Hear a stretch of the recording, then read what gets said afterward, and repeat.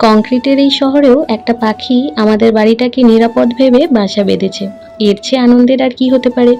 ঘর হোক বা বারান্দা, পাখিরা যখন বিশ্বাস করে নিজের বাসা বানায় তখন মনে হয় প্রকৃতির খুব কাছাকাছি আছি। পাখির বাসা আর তাতে ছোট্ট ছোট্ট ডিম, আমাদের ছোট্ট বাড়িটা যেন আজ একটু বেশি জীবন্ত হয়ে উঠেছে।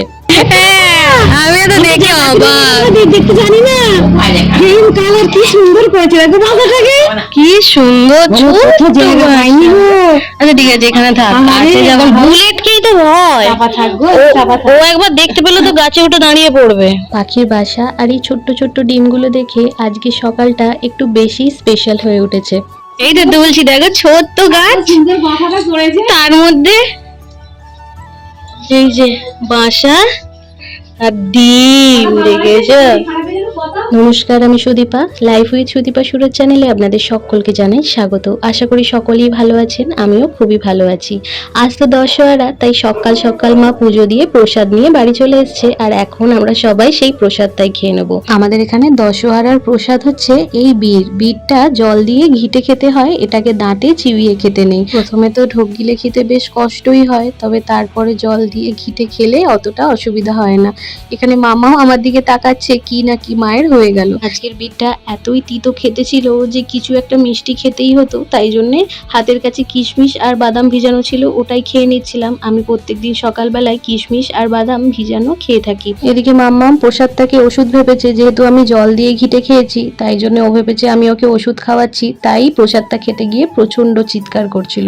এই তো আমি চলে এসেছি রান্নাঘরে, আর আজকে যেহেতু দশহরা, বাড়ির সব রান্নাই নিরামিষই হবে, তাই জন্যে যা যা সবজি আজকে লাগবে সেগুলো আমি কেটে নিচ্ছিলাম। আর অন্যদিকে মা বাঁধাকপি কেটে সেটাকে সিদ্ধ বসিয়ে দিয়েছিল, সেটারই জল ঝরিয়ে নিচ্ছে। আজকে না আমাদের বাড়িতে আমি আর মাই শুধু ফল খেয়ে থাকি, বাড়ির সবারই নিরামিষ রান্না হয়, তাই জন্য ভাবলাম আজকে একটুখানি ভেজ ডাল আর বাঁধাকপি আলুর তরকারি করি। আর বাঁধাকপি আলুর তরকারিটা একটু বেশি করেই করে নিচ্ছি, যাতে রাত্রিবেলা আর কিছু তরকারি রান্না করতে না হয়। এখানে আমি মুগের ডালটা ভেজে প্রেসার কুকারে সিদ্ধ হতে দিয়েছি, আর অন্যদিকে বাঁধাকপি আলুর তরকারিটা করব বলে কড়ায় তেল আর জিরে, শুকনো লঙ্কা আর তেজপাতা ফোড়ন দিয়ে একটুখানি ভেজে নিচ্ছি। আমার না বাঁধাকপি আলুর তরকারিতে একটু বেশি তেল আর মশলা দিয়ে খেতে বেশ ভালো লাগে। এদিকে আমি আদা আর লঙ্কাটা পেস্ট করে নিচ্ছিলাম। এদিকে ফোড়নটাও ভাজা হয়ে গেছে, এখন আমি আদা আর লঙ্কার পেস্টটা দিয়ে একটু নেড়ে নিচ্ছি যাতে আদার গন্ধটা একটু চলে যায়। এদিকে আমি বাঁধাকপি আলুর জন্য একটু টমেটো কেটে নিচ্ছিলাম, আর আমাদের বাড়িতে বাঁধাকপি আলুর তরকারিতে একটু বেশি টমেটো দিয়ে খাওয়া হয় যাতে একটু টক টক ফ্লেভার হয়। এই তো আমি কড়াই এবার টমেটোটা দিয়ে দিলাম, এবার টমেটোটা একটু ভেজে নেব। এর মধ্যে এবার সবকটা গুঁড়ো মশলা দিয়ে নিচ্ছি, নুন, জিরে, ধনে, একটু লঙ্কা গুঁড়ো, হলুদ, সব কিছু একসাথে দিয়ে ভালোভাবে ভেজে নেব। আর দেব একটুখানি মিষ্টি। আমাদের বাড়িতে বাঁধাকপি আলুর তরকারিটা একটু মিষ্টি মিষ্টি খায়, তাই একটু বেশি মিষ্টি দিলাম। এবার আগে থেকে সিদ্ধ করে রাখা বাঁধাকপিটাও মিশিয়ে দিচ্ছি, দিয়ে এবার নেড়ে ছেড়ে নেবো, একটু চাপা দিয়ে রান্না করব। আর যেহেতু আজকে অন্য কোনো তরকারি হবে না, তাই বাঁধাকপির তরকারির মধ্যেই একটু আলু দিয়ে দিলাম যাতে রুটি দিয়েও এটা খাওয়া যায়।